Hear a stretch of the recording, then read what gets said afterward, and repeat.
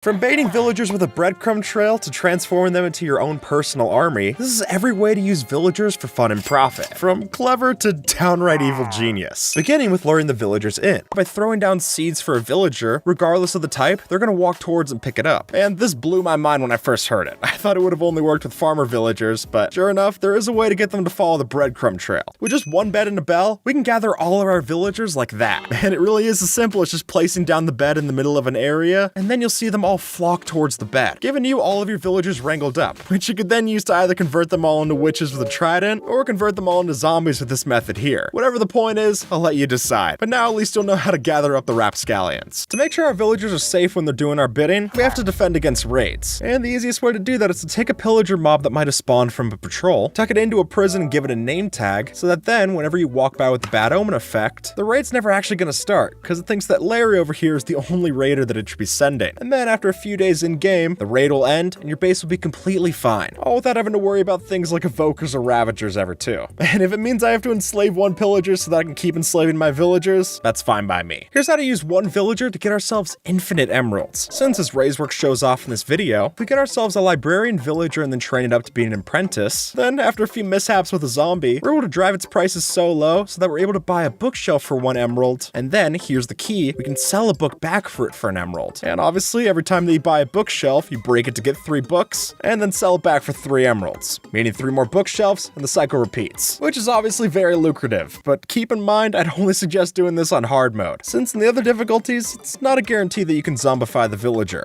And nothing's gonna be worse than putting in all this work just to have your villager die on the spot. Workplace hazard, I guess. And while zombifying the villagers to do this might be a slow process, all it takes is 1 drown mob to speed that right up. Since this user on Reddit shows, if we were to get a drown mob with a trident into this system, throw the trident at us, and that trident will catch on fire, which we can then use to ignite a piece in TNT, and that'll cause all of these villagers down here to die on the spot, and coincidentally, all turn into zombies. And while we've shown off in the past using the similar version of this to make a record farm, I think this design ends up being a lot more practical, but also a lot more cruel, so maybe check your morals at the door. And after converting those villagers a few times, we're able to use this trick with an armor to get a full set of enchanted diamond armor for only 4 emeralds, which not only costs way less than the 24 diamonds we need otherwise, including an extra 2 for the enchantment table, but we also have other tricks to make our emeralds completely renewable. And at that point, this is a no-brainer. Even if the armor is never going to give you treasure enchantments like mending or swift sneak, those are easy enough to add with an anvil. I mean, you'll have plenty of levels from trading with the villagers, so it's free in more ways than one. Not only can we use that armor for ourselves, but we can also use it on our villagers, since even though you can't see it, if you use a dispenser to shoot armor at a villager, it'll actually equip it into their secret inventory. And make no mistake, even if you can't see it, they are definitely wearing it, and they'll take way longer to kill, and they can even use the thorns enchantment as well. So if you've got an amazing villager that you're trying to keep safe from your zombies, this is definitely a useful trick to keep them alive. Or if you're looking for more live entertainment, then you could give a villager Frostwalker and send it out into the ocean. How do you make an automatic crop farm? I'll give you a hint, it doesn't involve redstone, but instead the only secret here is a couple of farmer villagers to do your work. Since as you can see in this design, we have a couple of farmer villagers maintaining to our crops, then once they collect the harvest, they go and try to throw those items towards another villager. And usually this would help them enter love mode, but the way that we have it set it up, love's not an issue. Which sounds cruel, but it's better than keeping them well bred, so I have no issues with that. Trading with villagers is great until they start to lock away those traits. We're actually able to solve that through the help of portals. Now in current versions, this only works with end gateway portals, but building a design like this, it's possible to start a trade with the villager, and then once we get pushed through the end gateway, we'll still be trading with that same villager, meaning we could do our trades and it won't even lock. And from there, we're able to max out as much trading as we want to do without ever having the villager actually cut us off, since when we go back through the portal, it'll be like nothing ever happened. Having villagers in your trading hall is a great idea, but keeping those villagers in your trading hall is easier said than done. So to make sure they're stuck in place for their whole shift, what you could always do is tuck a few of these honey blocks underneath their feet. Since the way these work, they prevent both us and the villagers from jumping off of them. So if we make it impossible for them to walk off of the honey block, they'll never jump out of place, meaning that we don't need to keep them in a disgustingly low ceiling just to stop them from leaving, which looks a lot better and it keeps your trading hall from turning into a peanut gallery. And villagers aren't only good for us when they're alive, but as it turns out, if you were to trade with a villager first and then convert it into a zombie villager, because we have progress with its trade, it'll never despawn. But unlike a name tag, this will actually count towards the mob cap, meaning that if you repeat this process with a couple dozen villagers, we'll have ourselves a fully functional mob switch, which when it's turned on, will keep all other hostile mobs from spawning in our world. So if you got a couple of villagers with useless trades, you can at least take some solace in knowing that they're not going to be useless forever. ever, at least not with this design. Villagers aren't only good for trades, but they're also good for storage. And while what they're able to stock is limited, being only crops and bone meal, it is true that when you want to get the items back out of the storage villager, it's as simple as exposing them to another villager that they can then share the food with, or at least try to share the food with. Obviously, we intercept it. So if you're running low on shulker boxes, this might be another option for you. If your village ever were to get stormed by a couple zombies at night, install this and they'll be safe until the morning. Since with just an observer or pressure plate coming out of our bed, we make it so that when we wake up, a bell will ring, and that'll warn the other villagers to stay inside while the zombies are burning out there. Which is a lot better than the alternative of having your villagers open up the door, only to get killed by a zombie on its last legs. Besides, there's already a bell in the village, this is at least a better use for it. By stacking up 20 or so villagers into a hole like this,